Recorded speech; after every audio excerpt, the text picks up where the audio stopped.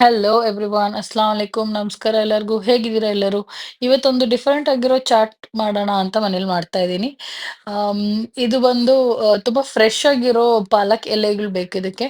ತುಂಬಾ ಈಸಿ ತುಂಬಾ simple recipe. Regular ಪಕೋಡಾಗ ಹಾಕೋ ಎಲ್ಲಾ ಮಸಾಲೆ ಇಲ್ಲಿ ಹಾಕೋತಾ ಇದ್ದೀನಿ. ಕಡಲೆ ಹಿಟ್ಟು ಹಾಕೊಂಡಿದ್ದೆ, ನೆಕ್ಸ್ಟ್ ರೈಸ್ ಫ್ಲವರ್ ಹಾಕೊಂಡಿದ್ದೆ, ನೆಕ್ಸ್ಟ್ ಅರ್ಶಿನದ ಪುಡಿ, ಖಾರದ ಪುಡಿ, ಉಪ್ಪು ಹಾಕೊಂಡಿದ್ದೀನಿ.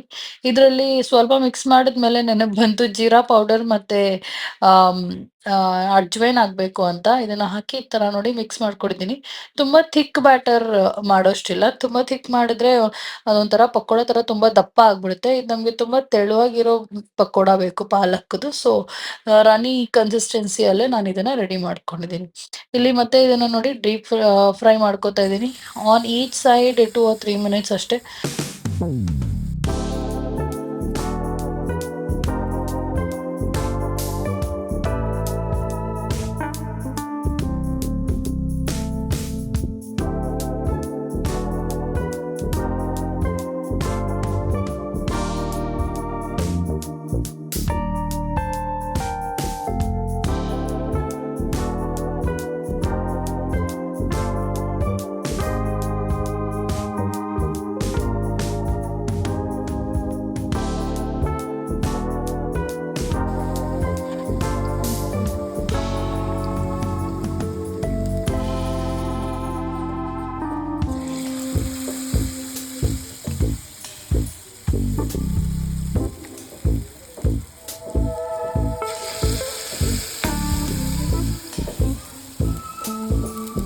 ತುಂಬಾ ಸಿಂಪಲ್ ರೆಸಿಪಿ.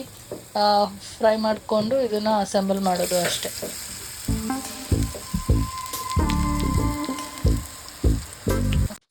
ಕ್ರಿಸ್ಪಿ ಆಗಿರೋ ಪಾಲಕ್ ಪಕೋಡ ಇದು ರೆಡಿ ಆಗಿದೆ ಎಲೆದು. ಇದನ್ನ ಈಗ ಅಸೆಂಬಲ್ ಮಾಡ್ಕೋತಾ ಇದ್ದೀನಿ. ಮತ್ ಫಸ್ಟ್ ಇದಕ್ಕೆ ಮೊಸರು ಹಾಕ್ಕೋತಾ ಇದ್ದೀನಿ. ಮೊಸರನ್ನ ಚೆನ್ನಾಗಿ ಬೀಟ್ ಮಾಡ್ಕೊಂಡಿದ್ದೆ. ಬೀಟ್ ಮಾಡೋದ್ರಿಂದ ಈ ತರ ತುಂಬಾ ಕ್ರೀಮಿ ಆಗಿರುತ್ತೆ ಮತ್ತೆ ಟೇಸ್ಟ್ ಕೂಡ ಚೆನ್ನಾಗಿರುತ್ತೆ.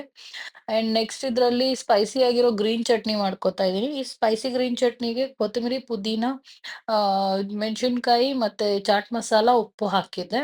ಮತ್ತೆ ನೆಕ್ಸ್ಟ್ ಇದು ರೆಡ್ ಚಟ್ನಿ ಹಾಕ್ಕೋತಾ ಇದ್ದೀನಿ. ಇದನ್ನ ಕೂಡ ಮನೆಯಲ್ಲೇ ಮಾಡಿದ್ದೆ. ಇದನ್ನ ಹುಣಸೆ ಹಣ್ಣು ಮತ್ತೆ ಖರ್ಜೂರನ ನೆನೆಸಿಟ್ಟಿಟ್ಟು ಇದನ್ನ ರುಬ್ಕೊಂಡು ಸ್ಟ್ರೈನ್ ಮಾಡ್ಕೊಂಡಿದ್ದೆ. ಸ್ಟ್ರೈನ್ ಮಾಡ್ಕೊಂಡು ಉಪ್ಪು ಒಂದ್ ಸ್ವಲ್ಪ ಬಿಸಿಯಾಗಿ ಕಾಯಿಸ್ಕೊಂಡಿದ್ದೆ ಆ ಚಟ್ನಿ ಮಾಡಕ್ಕೆ. ನೆಕ್ಸ್ಟ್ ಇದ್ರ ಮೇಲೆ ಚಾಟ್ ಮಸಾಲ ಒಂದ್ ರೌಂಡ್ ಹಾಕ್ಕೊಂಡಿದ್ದೀನಿ. ಮತ್ತೆ ಆಮ್, ಪೊಮಗ್ರಾನೇಟ್ ಸೀಡ್ಸ್ ಹಾಕೊಂಡು ಸೇವ್ ಹಾಕೊಂಡಿದ್ದೀನಿ. ತುಂಬಾ ಚೆನ್ನಾಗಿರುತ್ತೆ, ಟ್ಯಾಂಜಿ ಆಗಿರುತ್ತೆ. ತುಂಬಾ ನಾನ್ ಟೇಸ್ಟ್ ಮಾಡಿದ್ದಕ್ಕೆ ಮಗನು ಟೇಸ್ಟ್ ಮಾಡ್ದ. ತುಂಬಾ ಚೆನ್ನಾಗಿದೆ ಅಂತ ಹೇಳ್ದ. ಒಂದು 2 seconds ಅಲ್ಲಿ ಪ್ಲೇಟ್ ಎಲ್ಲ ಖಾಲಿ ಆಯ್ತು. ನೀವು ಟ್ರೈ ಮಾಡಿ. ಇಷ್ಟ ಆಗಿದ್ರೆ ಲೈಕ್ ಮಾಡಿ, ಶೇರ್ ಮಾಡಿ, ಕಮೆಂಟ್ ಮಾಡಿ. Thank you.